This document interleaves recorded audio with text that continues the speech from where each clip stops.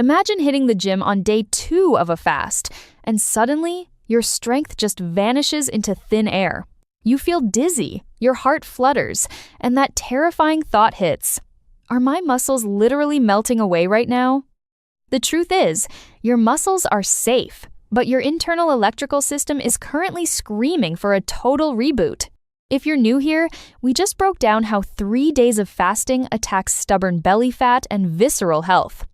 You can catch that deep dive later, but for now, let's protect those hard-earned gains while you lean out. Today, I'm showing you exactly what the science says about your muscle fibers during a strict water-only fast. We'll map out the safest gym routine for every phase so you can stay active without triggering a massive crash. By the end of this, you'll know exactly how to time your training to match your body's shifting biology. No more guessing games or fear, just a clear, data-driven guide to maintaining your strength while you reset your system. But here is the real kicker.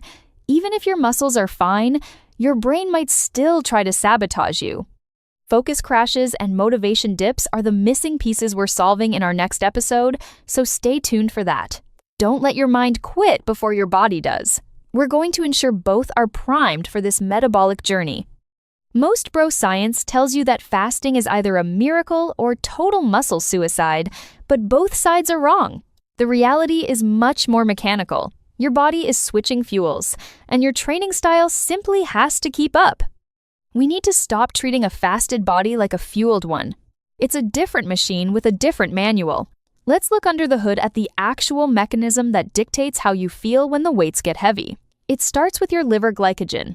Think of this as the easy-to-reach battery bar on the top of your phone. Within 24 hours, that battery runs dry, and your body fires up a backup generator called ketogenesis to survive.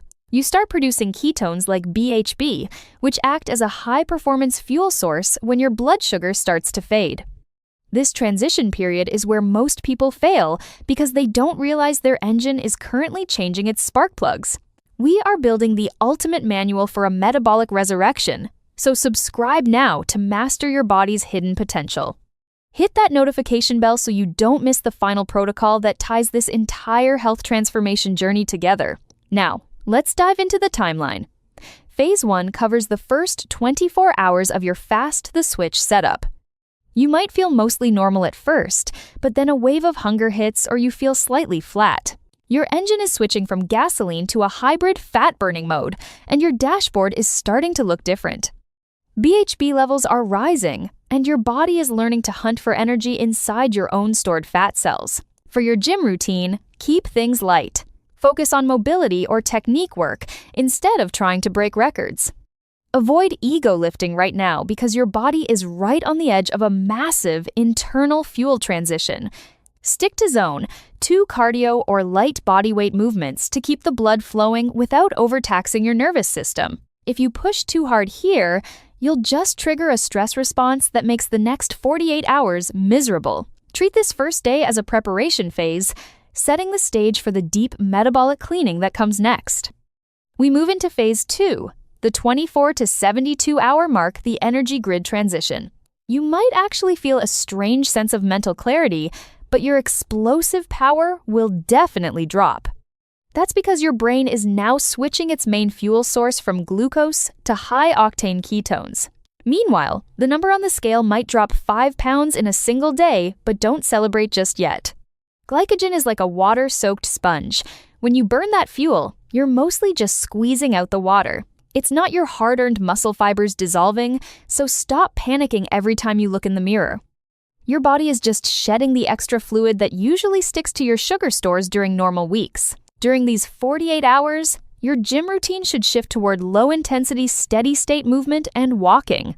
Try easy cycling, light resistance bands, or a simple pump workout without pushing anywhere near failure. If you lift heavy now, you're just draining a battery that isn't recharging until you break the fast. Prioritize form and mobility over everything else to keep the blood flowing and joints moving smoothly. Think of this as active recovery. You're keeping the machinery oiled without redlining the engine today. Now we hit phase 3, around the 72-hour mark, the deep clean that changes everything. Some people feel wired and tired, or even a bit cold as the body shifts into high gear.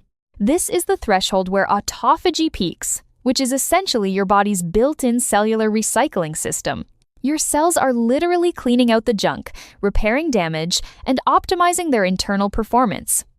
Mechanistically, your body is amping up AMPK, the fuel gauge, while shutting down the growth switch called mTOR. Think of mTOR as a construction boss. When he's yelling, "Build," the cleanup crew can't do their work. By fasting, you've sent the boss home so the janitors can finally fix the foundation and the walls. At 72 hours, your body is undergoing a deep house renovation. This is no time for a party. Hosting a wild party inside a house while the floors are being ripped up is a recipe for disaster.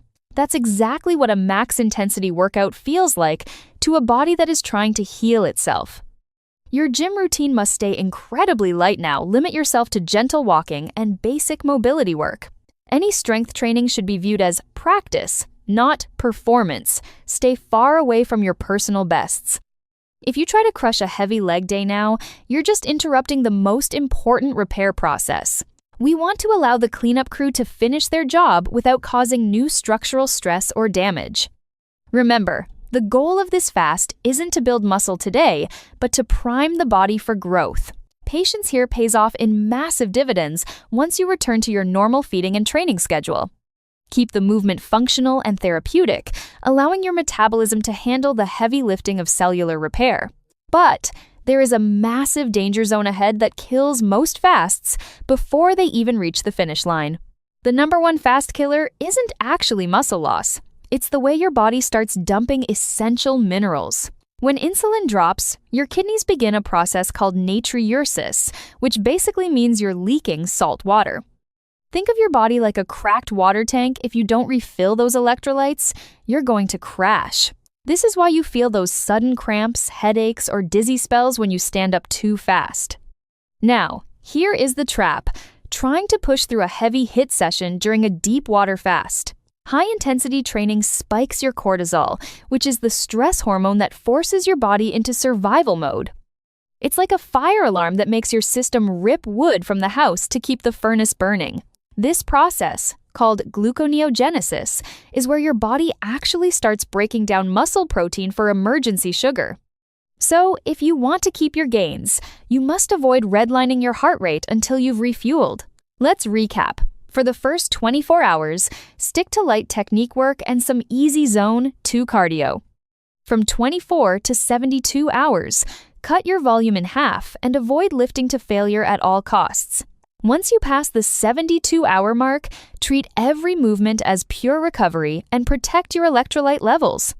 Most performance crashes aren't about weakness, they're just your internal grid running low on the right electrical signals. You've mastered the muscle science, but there is still one final hurdle standing in your way: your brain. Your dopamine and focus systems are currently adapting to a brand new fuel reality, and it can feel messy.